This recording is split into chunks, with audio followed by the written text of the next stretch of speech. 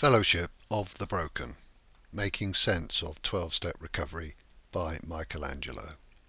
Chapter 42, Step 10. Quote, continued to take personal inventory, and when we were wrong, promptly admitted it. Close quote. Step 10 is all about self-awareness. It is effectively the regular repetition of steps 4, 5, 6, 7, 8 and 9. Before we take a look at the application of step 10, we should take a look at the key words. The word continued in this context means to persist with an activity or process. The words personal inventory have the same meaning as in step 4, which is a complete list of items referring to the personal ego self. The word and means in addition or as well. The word when in this step means whenever or at any time. The word wrong has the same meaning as in step 5 and means not correct, not true, mistaken, in error, unsuitable, bad, abnormal, unjust, dishonest or immoral. The word promptly means with little or no delay, or in other words, immediately. The word admitted has the same meaning as in step 1, which is confessed to be true and implies reluctant acknowledgement. So, step 10 says that we should persist in the activity of taking personal inventory. In addition, we should confess our mistakes immediately. Notice that the step uses the word when rather than if. The implication here is that we will continue to make mistakes based on identification with the personal ego self. It is always going to be a matter of when rather than if. The big book wording for step 10 also suggests making amends for such mistakes. There is therefore a continuous repetition of steps 4 through 9, and this requires constant self-awareness. The big book goes on to describe the experience of being placed in a position of neutrality regarding addiction, provided we remain in fit spiritual condition. The initial motivation for engaging in the steps was to recover from addiction. Remaining abstinent in the early days required relapse prevention techniques and short-term targets. We tried to stay sober one day at a time, whilst making progress on the steps. By the time we reach step 10, this phase of recovery should have passed. Addiction should now largely be a non-issue. Thoughts of acting out may arise from time to time, but these thoughts have no power or personal hold. This is because we have now detached from or given up our over-identification with the personal self. Such personal thoughts are seen to be just thoughts, and hence can be acted upon or ignored depending on the guidance of non-personal consciousness. This is the spiritual solution to addiction. Rather than trying to fix the personal mind, we move identity gradually to the mind of consciousness. When seen in this way, the solution is actually pretty obvious. It's also clear that the new spiritual condition needs to be maintained, otherwise we will slip back into the personal ego self and addiction will regain its hold. The idea of maintenance of our spiritual condition can be very misleading and problematic. Our understandable tendency can be to think that maintenance implies staying where we are. Indeed, the word maintenance means the process of preserving a condition, situation or state. The problem is that these differing states of consciousness that I have been describing are not static points that can be reached and maintained. Consciousness is in a constant state of vibration and movement. There is no static place to stand or state to preserve. Our identity is constantly moving within the spectrum of balance between human and being. The everyday experience of life seems to pull us in the direction of the personal ego self. The more we practice spiritual principles, the less powerful this ego pull will be, but it will always be there. It's supposed to be there to ensure survival and to facilitate a unique experience of life. We need to stay grounded in our newfound identity as consciousness, and this requires the maintenance of our spiritual condition. It is the practice that needs to be maintained. The spiritual condition depends upon the practice. This is why recovery is contingent upon continuing our spiritual practices, and self-awareness is one such practice. The wording on step 10 in 12 steps and 12 traditions focuses on the different frequencies of practice. There is the periodic step 10 that is effectively a step 4 conducted from time to time, perhaps annually or semi-annually. There is the daily step 10 that is suggested as an evening routine where we review our thoughts, feelings and behaviours during that day and notice where our self-centered human traits have surfaced.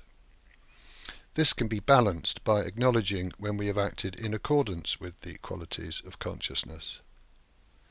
This daily balance between ego traits and expressions of consciousness will give a good indication of where we are in terms of progress. Finally, there is the moment-to-moment step 10, where we remain constantly aware of how we are thinking and reacting, and hence how identified we still are with the personal ego self. There is also mention of the spiritual truth that whenever we are disturbed, there is inevitably some aspect of our personal ego self that is causing the disturbance. It's always tempting to blame someone or something else, but the truth is always much closer to home. This is why Mooji points out that all problems are personal. It is over-identification with the personal self that causes our thinking, feeling and behaviour to arise from the human ego. The more we practice, the more we notice, and hence the more often we can choose the qualities of consciousness instead. Gradually, these spiritual qualities become the natural reaction, and hence the dominance of the ego self recedes. A literal understanding of step 10 would be that we continue to undertake a step 4 process from time to time, and make amends in accordance with step 9 when we think that we have done something wrong. A deeper understanding would be that we work through steps 4, 5, 6, 7, 8 and 9 on a daily basis. This seems a tall order, but it should not be overly time-consuming. First, we should do a quick inventory of any resentments, fears, relationship issues or harms done that have occurred during the day. Next, we should share key issues with our sponsor or spiritual advisor. And we should then pray for willingness to change, and also commit to acting more in line with the qualities of consciousness in future.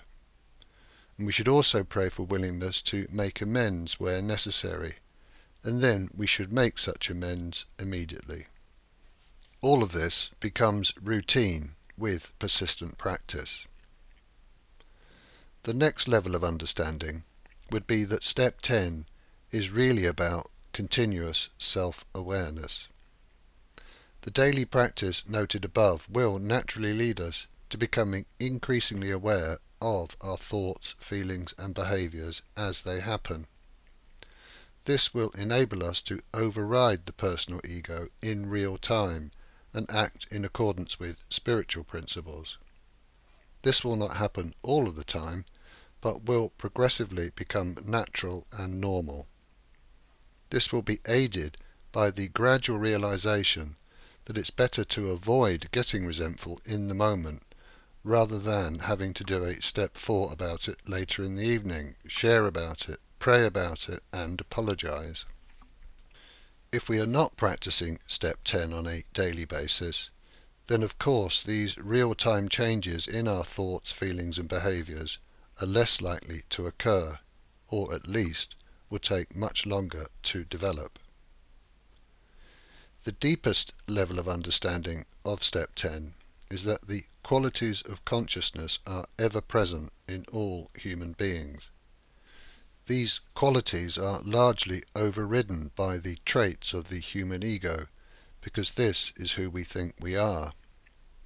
If we are convinced that we are only a personal self, then the majority of our thoughts, feelings and behaviours are obviously going to be based on this belief.